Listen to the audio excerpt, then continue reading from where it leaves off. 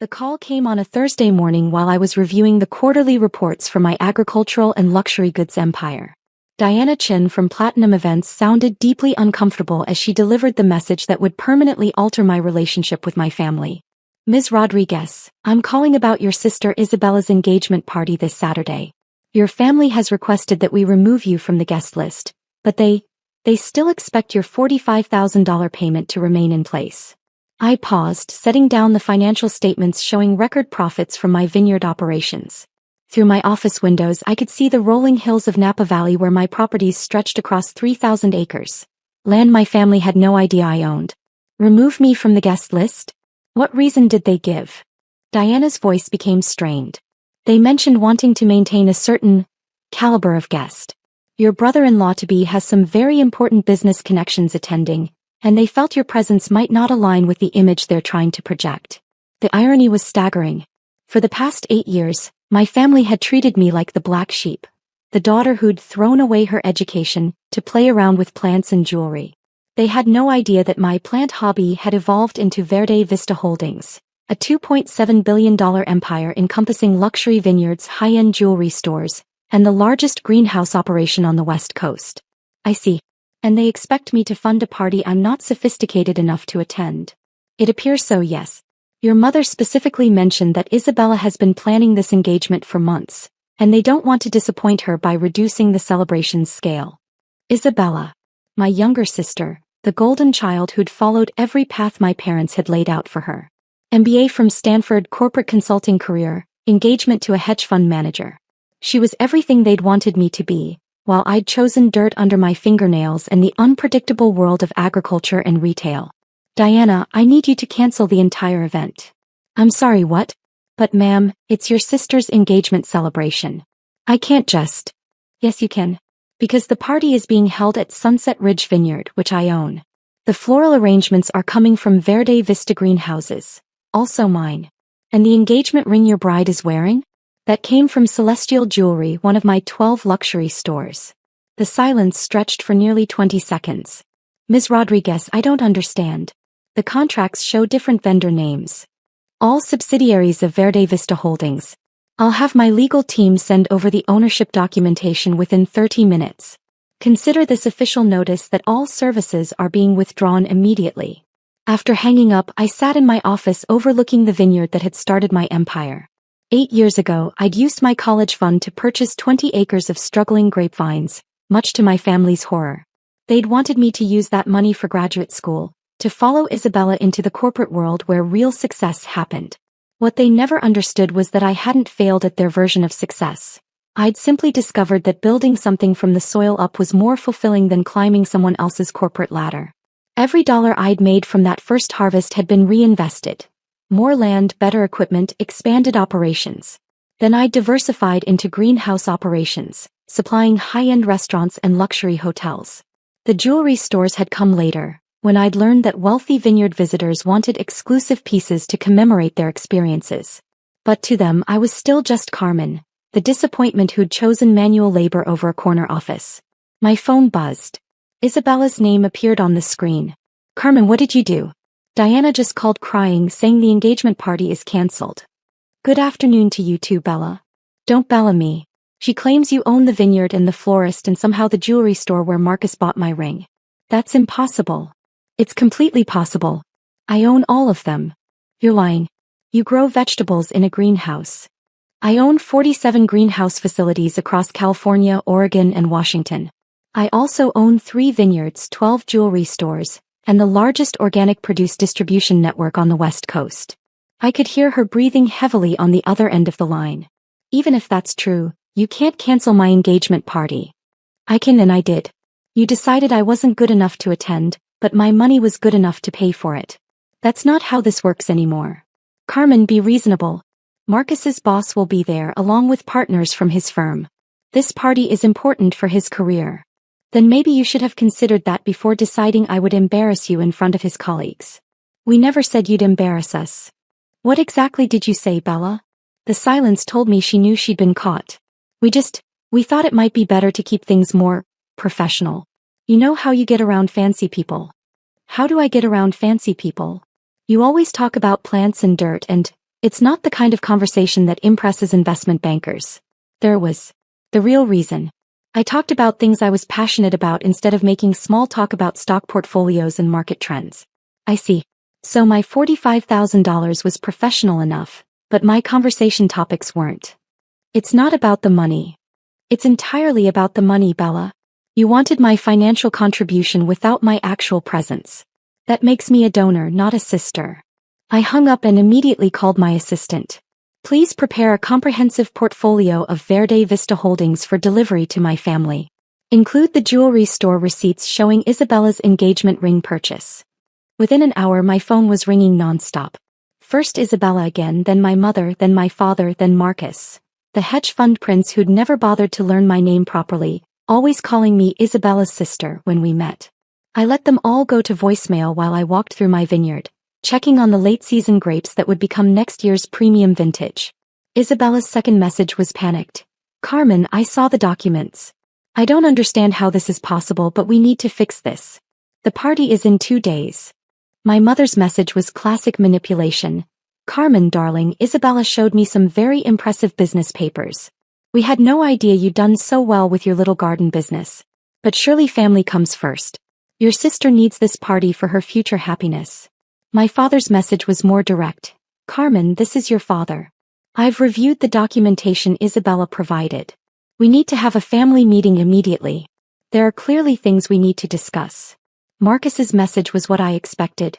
Carmen, this is Marcus, Isabella's fiancé. I think there's been a misunderstanding about the engagement party. As someone in finance, I'd be very interested in learning more about your business operations. Perhaps we can find a solution that works for everyone. Now he was interested in my business operations. Convenient timing. I waited until evening to return any calls, starting with my parents. They were at Isabella's apartment, no doubt planning damage control. Carmen. My mother's voice was artificially bright. We've been trying to reach you all day. I know, Mom. I've been working. Honey, Isabella showed us the most amazing business documents. We had no idea you'd grown your greenhouse hobby into something so substantial. Even in her attempt to acknowledge my success, she couldn't help but call it a greenhouse hobby that had grown up. Is that what you want to discuss? My father took the phone. Carmen, we owe you an apology. We didn't realize the scope of what you've built. But family is family, and we need to resolve this situation with Isabella's party. There's nothing to resolve, Dad. Isabella made her priorities clear. She made a mistake.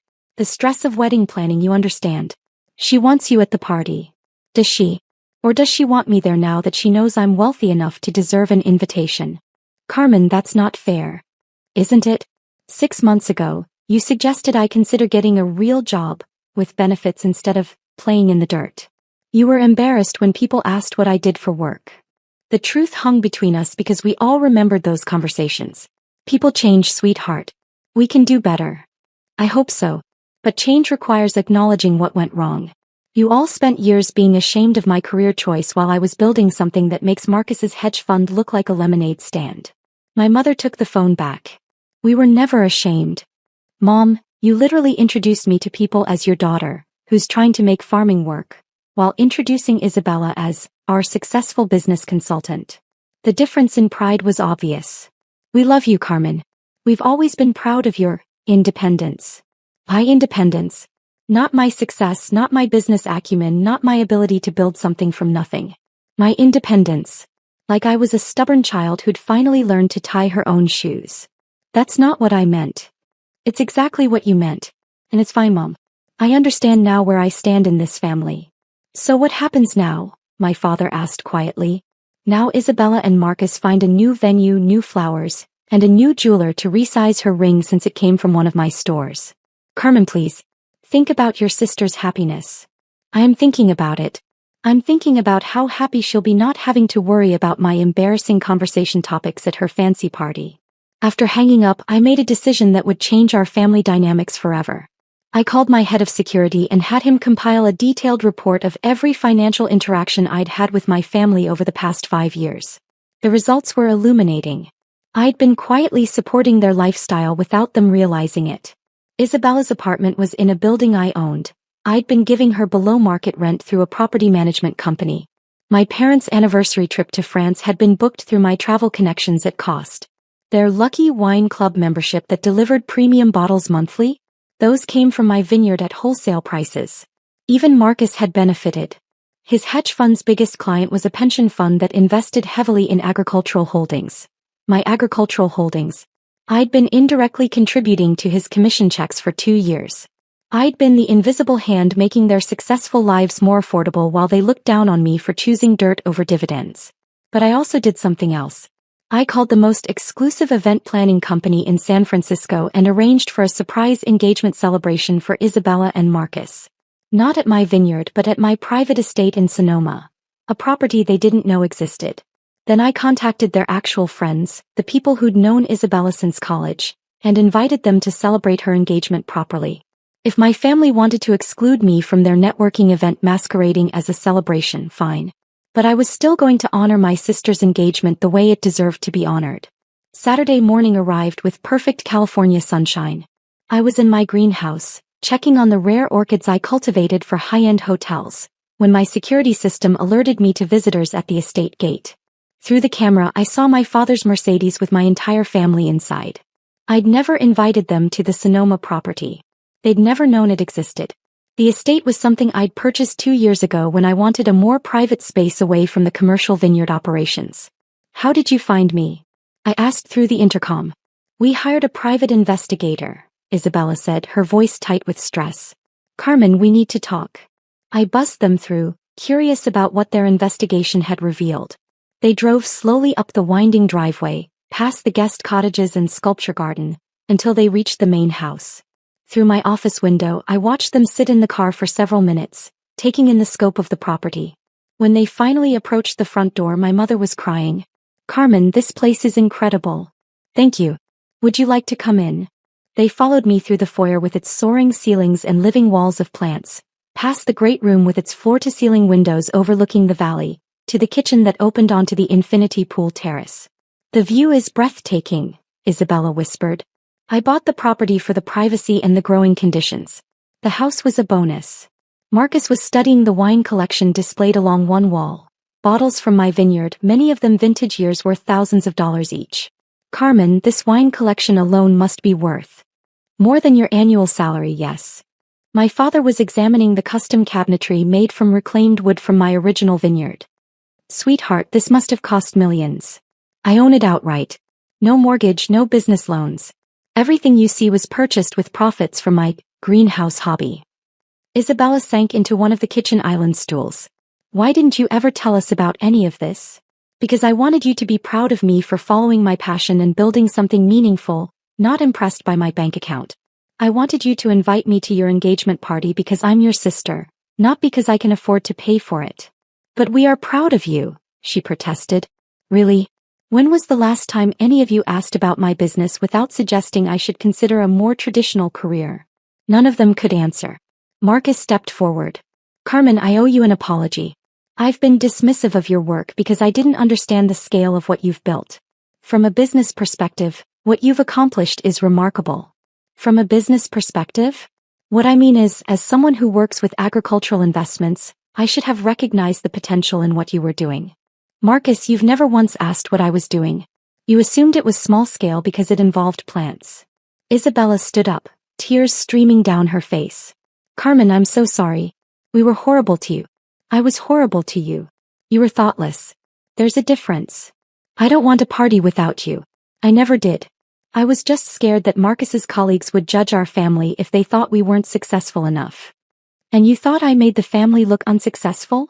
"I thought your work was small and local and I was intimidated by Marcus's world. I wanted everything to look perfect. I looked at my sister, really looked at her. She was still the little girl who'd followed me around the garden when we were children, asking questions about every plant and flower. Bella, what makes you happy? Not what impresses Marcus's colleagues, but what actually brings you joy." She thought for a moment. "Working with plants, actually. I loved helping you in the garden when we were kids. I've always missed that connection to growing things." "Then why did you choose consulting?" "Because it was what Mom and Dad expected. Because it seemed more impressive than getting dirt under my fingernails." "What if impressive isn't the goal? What if the goal is building a life that fulfills you? Is that what you did?" Every day. Even when it was scary, even when you all thought I was making a mistake. My mother joined the conversation. Carmen, we want to understand what drives you. We want to support your dreams, not dismiss them. Even when those dreams don't match your expectations? Especially then, my father said firmly. We've learned that our expectations were too narrow. My phone chimed with a text from my event coordinator. Private engagement celebration ready at Estate Gardens. Guests arriving at 4 p.m. Actually, I said, there's something you should know. I've planned a different kind of engagement celebration for Isabella and Marcus. What do you mean? Isabella asked. Your real friends, the people who love you for who you are, not your professional connections, will be arriving here in a few hours for an intimate engagement party. I've arranged for your college roommate to fly in from Boston, your theater friends from Stanford, and Marcus, I contacted your college buddy who runs that nonprofit you've mentioned. You did all this? Isabella's voice was thick with emotion. You deserve to be celebrated. But by people who love you, not by those you're trying to impress for business reasons. Marcus looked uncomfortable. Carmen, I should explain about my colleagues. You don't need to explain anything to me, Marcus. But you might want to think about whether building a marriage on impressing other people is the foundation you want. Isabella started crying again. Carmen, can you forgive me? I was so wrong about everything. I can forgive you. But things have to change. I won't be treated like the embarrassing family member who's only valuable for her checkbook. They will change, Isabella promised. I want to know about your businesses, your passion for growing things, everything. I want to understand why you chose this path and what drives you. And I want to learn from you, Marcus added quietly. About building something sustainable, about following your vision even when others doubt you. That afternoon, I watched Isabella and Marcus celebrate their engagement in my garden overlooking the Sonoma Valley. 30 of their closest friends had come, people who'd known them for years and cared about their happiness, not their professional networks.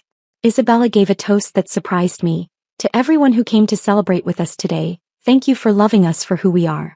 And to my sister Carmen, who taught me today that success isn't measured by other people's expectations, but by staying true to your own vision and building something that matters.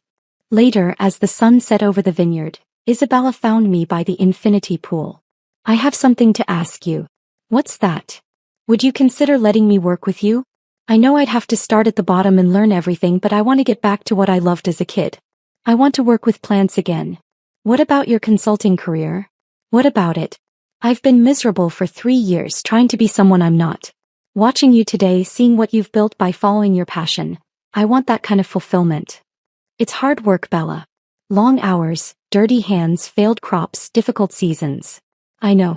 But it's real work, building something that matters. I want to learn from you. What does Marcus think about this?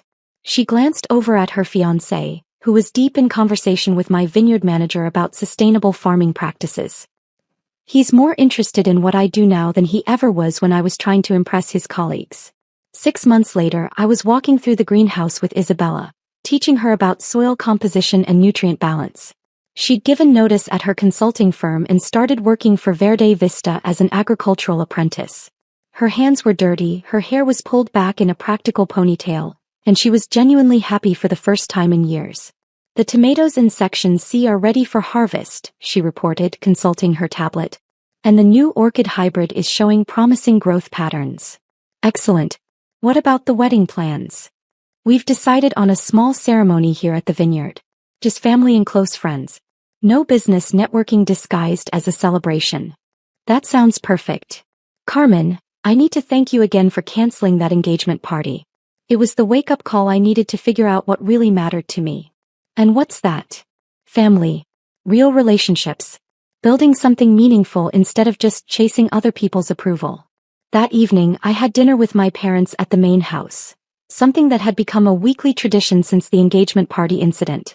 My mother was showing me photos from Isabella's latest greenhouse project while my father grilled vegetables from our organic gardens. She looks so happy, my mother said. She's happy. She's finally doing what she loves. Like you always have, my father added, joining us at the table. It wasn't always easy being the family disappointment. You were never a disappointment, Carmen.